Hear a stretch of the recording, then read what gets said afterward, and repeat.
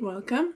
It is December 31st, 2024, which means I want to do another review of my channel. It feels like I just did the last one, but I guess I filmed it in September and posted it later on in the year. So hoping to post this one quicker than a 3-month delay. It feels kind of weird to summarize my channel for the year. I feel like I've barely started the content that I want to start producing. As far as sailing goes, I don't actually have any sailing videos up. I've only done a couple videos on my ideas for the channel. This year was just for starting it, getting going, pushing anything I can, kind of getting used to editing and filming what I need to do. And I think next year I'm going to start focusing the content on sailing and where I want to take the channel and start refining the channel with specific content and finding my niche, that sort of thing, which I think is pretty typical for YouTube. You kind of just start posting whatever you want to and then kind of learn where your passion is and familiarize yourself with what's available. So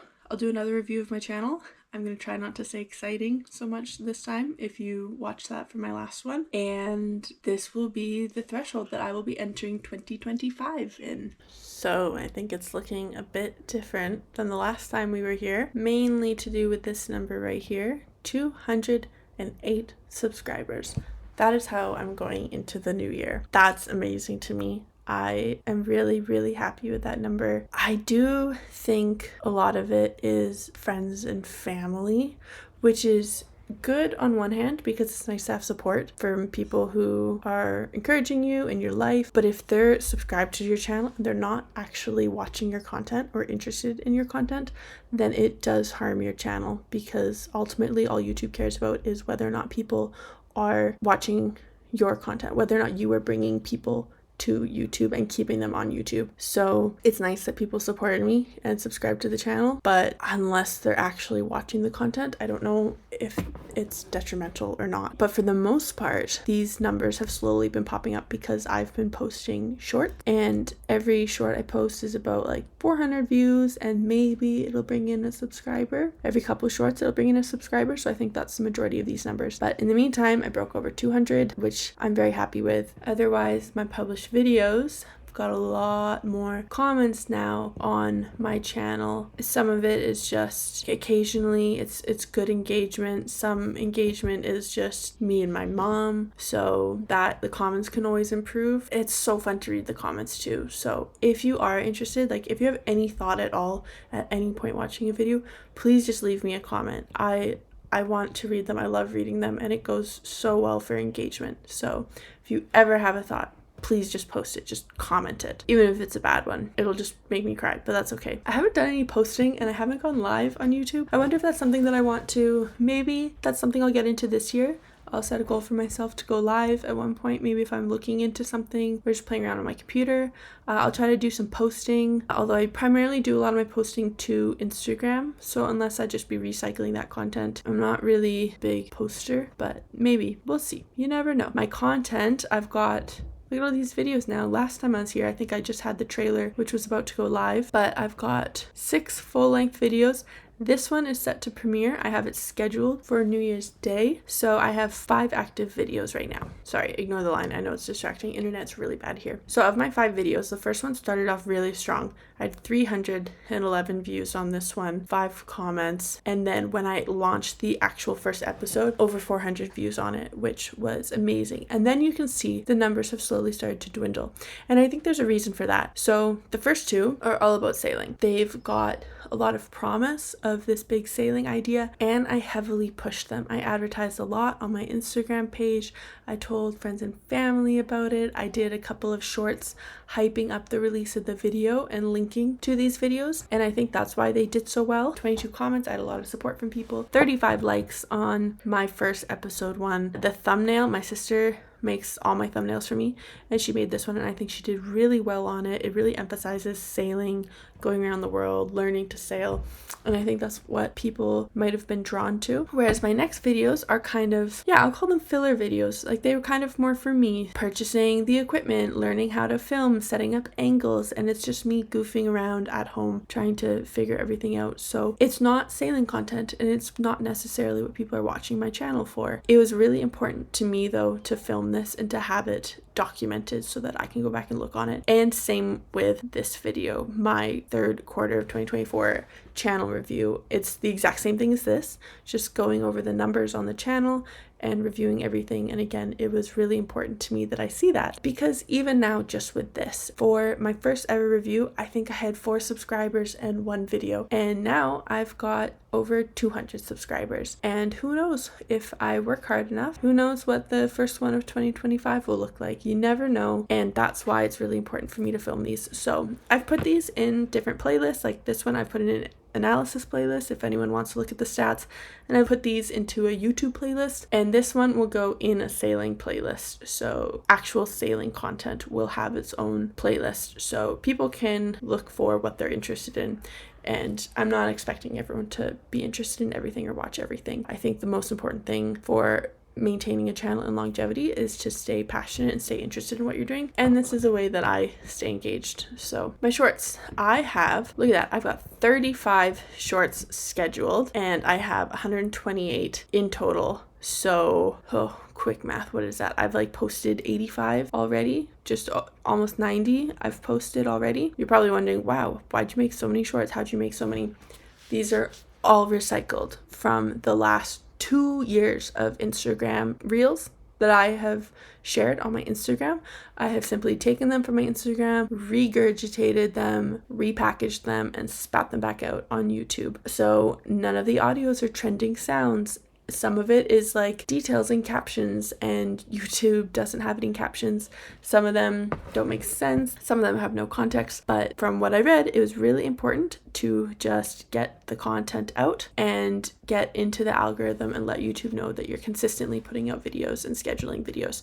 So that's what these are all for. So if you follow my Instagram, you'll have seen these already, and if you don't follow my Instagram, you should. It's the same as my YouTube, Lost by Laura. Once these run out, so the last one will run out February 4th, so I will have no shorts after that unless I make some, and I do not like making them. I don't like making shorts with content that I've already looked at 1,000 times. Like all my sailing content, I've looked through that dozens and dozens and dozens and hundreds of times. And so I'll have to make something new to keep myself interested. Never Gone Live, I will put that on my list as something that I want to do in 2025. Please support me in that. It'll be incredibly awkward and uncomfortable, and I already hate the idea of doing it, but I will do it because why not? If it makes me uncomfortable, I should do it. Posts, haven't done any posts either. Get to that. Podcast promotions, nothing. Look at that.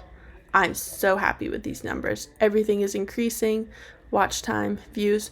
Although this watch time, unfortunately, it doesn't count towards my requirements for monetization because it's all shorts. If you look at this, it's all shorts. It is all of my views. See my live count of my views. These are all shorts because the truth is that I just haven't put much long form video content out there. So, but in the meantime, I'm so happy with these numbers and these results. You can tell where a couple of shorts actually did really well. I had some shorts you could see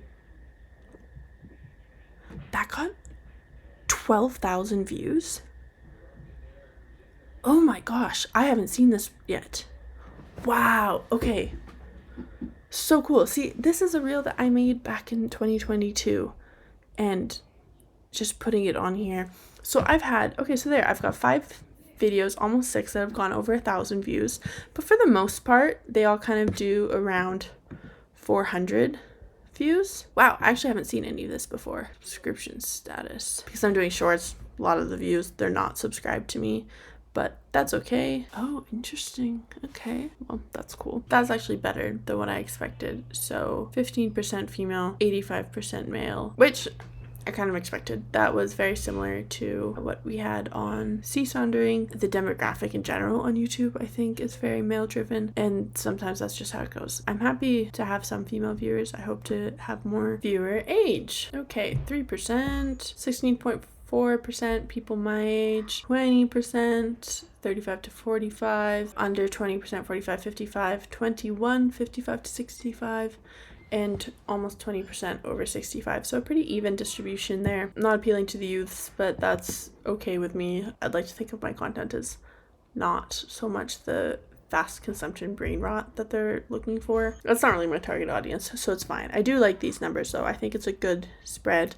The 25 to 35, I want to get up a little bit more, but again, my content might not just be there yet. So in the meantime, I'm happy with this spread. Cities. Toronto. Didn't expect that. Getting a lot of views in Toronto. Calgary. Then the large cities, Sydney, London. Good distribution of Canada. I'm shocked to see no United States on here. Seoul, that's really cool. Baghdad. Okay, Seattle, there's some United States. We're getting a little bit more now. Iraq, who knew? The majority coming from Canada and Australia, shockingly, is up there. Sounds great to me. Both those places have lovely sailing communities. It's all English speaking, which it's also to be expected. Okay, so there. In the geography now, we've got United States popping up with Canada, UK, Australia, English speaking, sailing communities. It's all relatively to be expected. Iraq is a little surprising to me that they're up there. Okay, so there's a good variety of non-English speaking countries too. But for the top 4 being English speaking, I'm not surprised by that at all. It makes sense to me. Let's go back to the main analytics. Overall, I think I'm happy with this. I don't really know where to not be happy with anything. All progress is good progress. The numbers show that it's going up, and I think my plan of reusing Instagram Shorts has really kind of taken off and helped me out a lot here. So I think I'm happy with the progress I'm making. I'm just going to continue plugging away this upcoming quarter, and my audience, again, increasing numbers. I've got green arrows, so that's what I'm happy with. Videos growing my audience. Still not enough to see what my target audience is, but that's okay. I'll get there eventually. I do appreciate though seeing when my viewers are on YouTube. Apparently y'all like to go on YouTube around noon every day, and I was posting my videos at 6 p.m. on Wednesdays, but you guys aren't really watching on the evenings, so I'm gonna try posting my videos at noon on Wednesdays and see how you guys like that, noon Pacific time. Okay, let's wrap it up by looking at the monetization page, the earning page. This is where you slowly track whether or not you can monetize and make money off of YouTube. So the first tier, you can see that this bar, 208 subscribers, has gone up. I've published more than 3 videos in the last 90 days. But the watch hours and the shorts views, this is going to be such a struggle. So this is only for 3,000 watch hours and 3 million shorts views. But for the real monetization, here's the eligibility. You need 1,000 subscribers, 4,000 watch hours, and 10 million public shorts views. These bars have not moved. I'm not getting views. I haven't had any shorts go viral, got any hits on those. I've just been slowly plugging away with my 400 views per short potentially. So I think I'm really going to redirect into the public watch hours, which come from my long form videos. My shorts have probably racked up about 200 hours or so, but if you can see here, I only have 31 public watch hours. So I guess shorts watch hours don't count, or if they're private subscribers, if they're private channels, maybe it doesn't count. I'm not sure how that works. If you know, let me know in the comments, because my stats say I have over 200 watch hours, but this is showing I only have 31. So for now, I'm going to assume that's for my long form videos, and this is the number that I really want to get up. My goal is going to be 1,000 watch hours for this next year. But as for my subscribers, I've been steadily making progress, and I'm really happy with that. And I think if I work hard enough, I can hit the 1,000 subscribers before the end of the year. So this is where my content is at.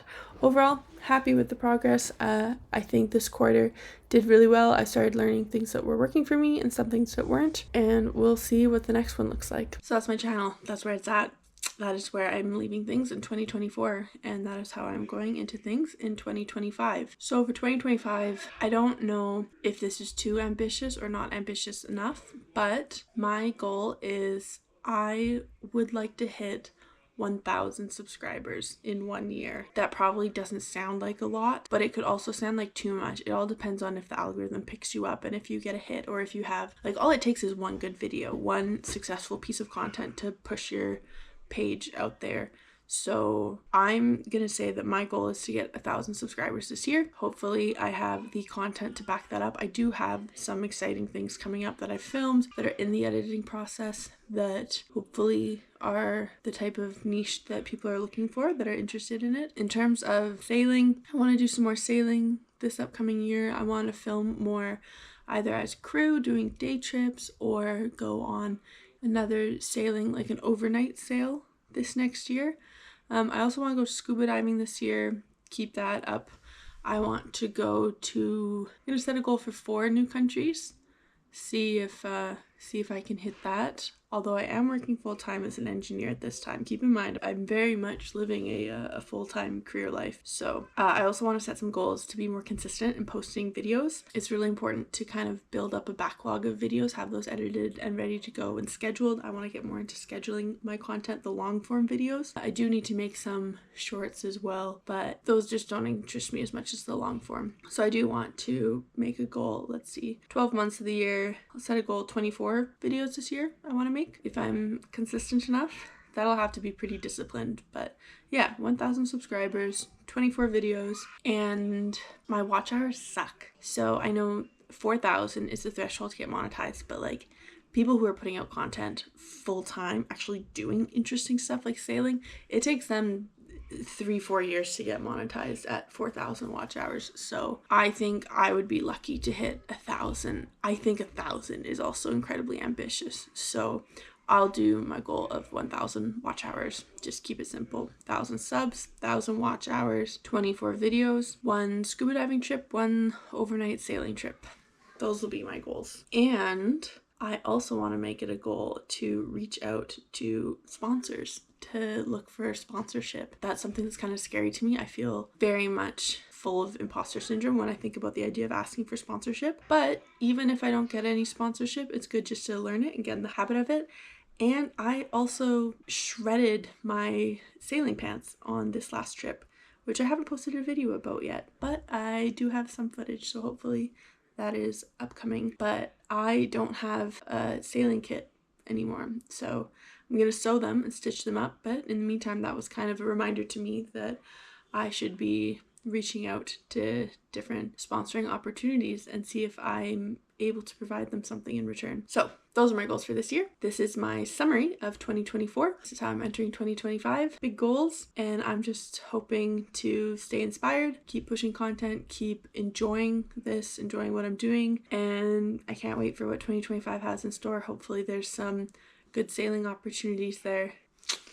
See you in 2025. Get lost.